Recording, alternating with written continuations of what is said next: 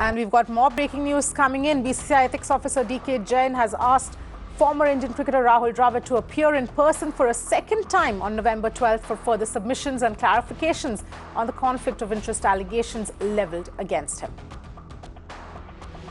Viren joining us for more details. Viren, Dravid is being asked to appear for a second time, so obviously the first time was not sufficient. They're seeking more information.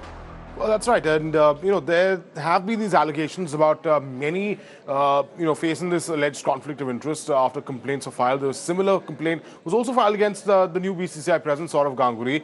Of course, he got out of that conflict of interest situation.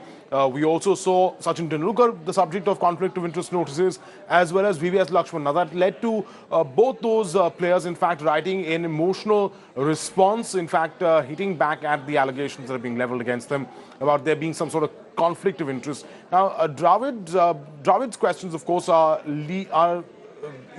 contingent on, of course, a few positions that he holds. He's also recently just been promoted to become the new director of the National Cricket Academy. So all these things are still being weighed, and clearly the Ombudsman, the ethics officer, has a few more questions that he'd like to ask Rahul Dravid. But this has been something that's been going on for quite some time, to be honest, a few months now. Much to the frustration of a lot of senior players, those who've been the subject of these notices, and even others who've been watching this, because for them, it's almost as if they feel that either now or later, perhaps they will also be the subject of such sort of notices. And oftentimes, we've seen these proceedings drag on for quite a bit.